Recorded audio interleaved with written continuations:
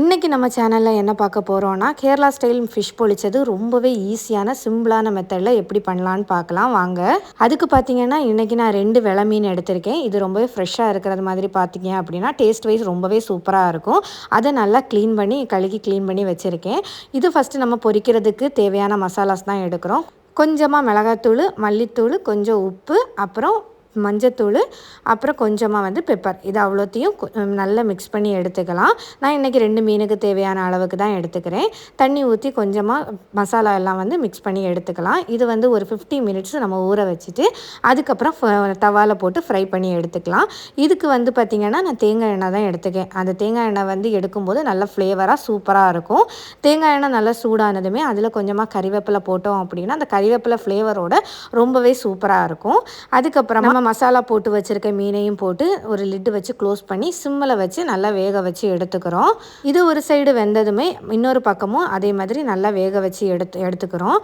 நம்ம திருப்பி போடும்போது பார்த்து கவனமாக போடணும், ஏன்னா மீன் உடஞ்சிடக்கூடாது. இது பார்த்திங்க அப்படின்னா நீங்கள் என்ன மீனில் வேணாலும் பண்ணிக்கலாம்.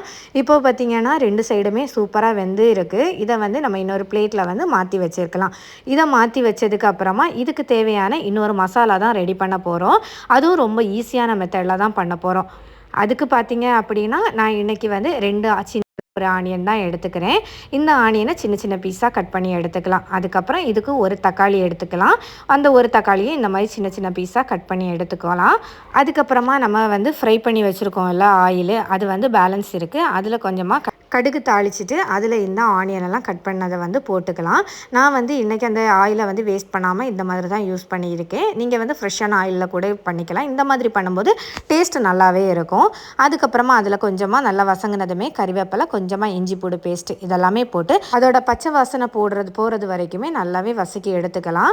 அதுக்கப்புறமா இது நல்லா ஃப்ரை ஆனது வந்ததுமே இதில் ஒரு 1/2 டேபிள் ஸ்பூன் போல் மிளகாத்தூள், கொஞ்சமாக மல்லித்தூள் அது மட்டுமே போட்டுட்டு அதுக்கப்புறம் நம்ம கட் பண்ணி வச்சுருக்க தக்காளி இது அவ்வளோத்தையுமே போட்டு நல்லா வதக்கி எடுத்துக்கலாம். இது நல்லா வதங்கி வரவுமே நம்ம இதில் கொஞ்சமாக உப்பு ஆட் பண்ணிக்கலாம். நம்ம இதுவரை சால்ட் எதுவுமே இதில் ஆட் பண்ணல, கொஞ்சமாக சால்ட் ஆட் பண்ணிக்கலாம். ஆல்ரெடி ஃபிஷ்ஷுக்கு நம்ம ஆட் பண்ணிட்டோம். ஸோ மசாலாக்கு ஏற்ற மாதிரி மட்டும் ஆட் பண்ணிவிட்டு இதில் பார்த்திங்கன்னா ஃப்ரெஷ்ஷாக எடுத்து வச்சுருக்க தேங்காய் பால் தான் கொஞ்சமாக ஆட் பண்ணிக்கிறேன், ஒரு 1/2 கப்பு போல். அது நல்லா சுண்டை வற்றி வரும்போது இந்த உள்ளி ஆகட்டும், அப்புறம் இந்த தக்காளி எல்லாமே மசிஞ்சு சூப்பராக வரும். இதோட நம்ம ஆஃப் பண்ணி வச்சுக்கலாம். அதுக்கப்புறமா இப்போ நம்ம அதை பொதிஞ்சு எடுக்க போகிறோம். அதுக்கு பார்த்திங்கன்னா ஒரு வாழை இலை எடுத்துக்கிறேன். அதை தீயில நல்லா வாட்டி எடுத்துக்கோங்க. அப்போது மடக்கும்போது பார்த்திங்க அப்படின்னா அது கிழிஞ்சு வராது. அதுக்கப்புறமா கீழே கொஞ்சமாக அந்த மசாலா நம்ம மிக்ஸ் பண்ணி வச்சுருக்கோம்ல மசாலா, அதை கொஞ்சமாக வச்சுட்டு அதுக்கு மேலே பார்த்திங்கன்னா நம்ம பொரிச்சு வச்சுருக்க மீனையும் வச்சுட்டு அதுக்கு மேலே அகெயின் கொஞ்சமாக மசாலா கூட வச்சுட்டு இதை நம்ம ஃபுல்லாகவே கவர் பண்ணி எடுத்துக்கிறோம் இலையாலவே.